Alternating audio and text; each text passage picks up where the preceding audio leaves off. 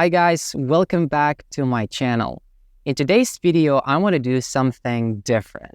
I want to reflect on my experience learning English, and I also want to share the biggest mistake, or what I consider to be the biggest mistake most English learners make. I'm a native Russian speaker, right? So Russian is my first language. I also speak a little bit of German and Tatar language because I grew up in a region called Tatarstan back in Russia, where most people grow up bilingual. They speak Tatar and Russian, and I studied German at school. Looking back at my experience again, learning English, I realized that for a long time, I approached the language merely as a subject. It was more of an abstract thing. I spent more than 10 years trying to figure out how English grammar works. So I, didn't know how to apply the language, how to use the language to communicate with people.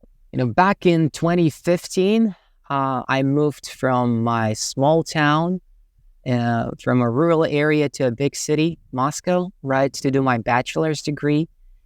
And that was probably the time when I started practicing English more or less on a regular basis.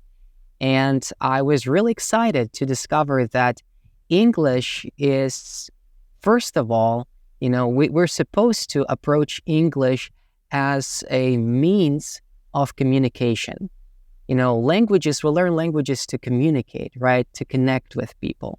So I was really excited to meet all the foreign students coming from all over the world to either study Russian language or to do an exchange program at my university.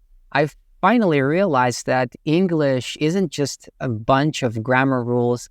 It isn't something that you only read in the books, right, or hear on YouTube. It's a very practical tool that you can use to understand other people and to make yourself understood. As a result of getting introduced to English as, again, a set of grammar rules, I developed this, what many people call a language barrier, right? So instead of just taking it easy, I was very much focused on speaking proper English. So I would open my mouth, and instantly the first thing that came to my mind is the sentence that I'm going to say grammatically correct.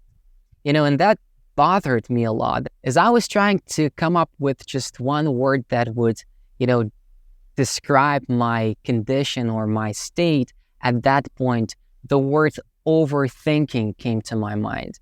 So the biggest mistake that we make as English learners, or the greatest challenge, I'd rather say, that we face when we're ready to start speaking English, is thinking too much. There are a few reasons why we tend to overthink, right, or think too much. When I look back at my experience, I realized that the way I got introduced to the language at school, the way I got trained, we paid more attention to improving our grammar or understanding how the grammar works.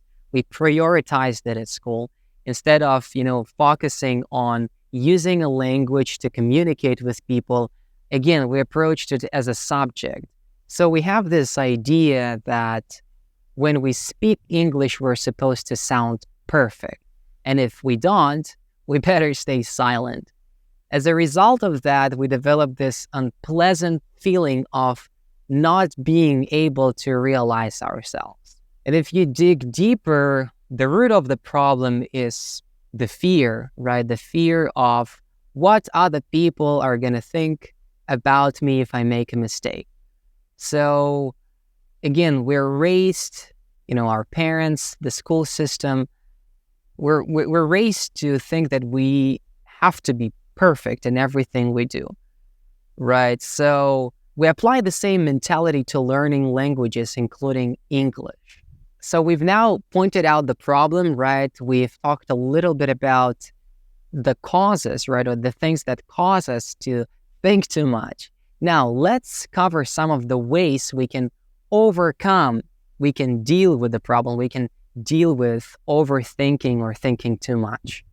Again, the root of the problem, right, is this false belief that my worth or your worth is measured by the ability to speak a foreign language fluently, to speak it perfectly.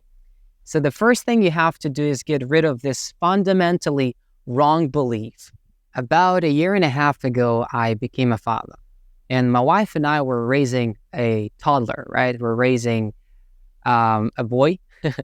And he is now starting to use his first words, right? So his first Russian, English words. Honestly, the greatest motivation for my son to start speaking, right, is seeing us as parents react with such an excitement, to his first words. Sometimes we don't even understand what he's talking about, because the way he pronounces some of the words is just sounds like gibberish, right? So I strongly believe that the key to overcoming this overthinking problem is finding a community of people who will accept you, first of all, as a person, who will encourage you to speak English. Looking back at my experience overcoming this language barrier, overcoming this overthinking issue, I now realize that the thing that contributed the most were the people who were interested in me as a person,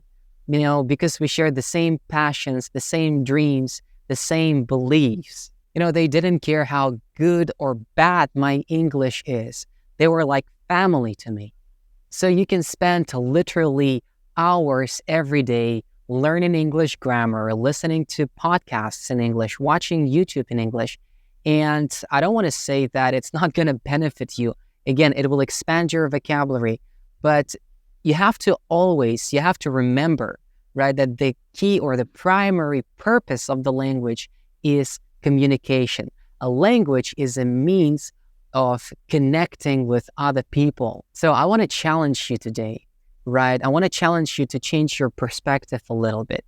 So the most important thing that you can do now is develop friendships, develop relationships with people who either speak English as their first language or second language. Just place yourself in the environment where you're going to be surrounded by people who will encourage you to speak English. People who don't care about, again, how good your English is. Building relationships and making friends is now possible on internet.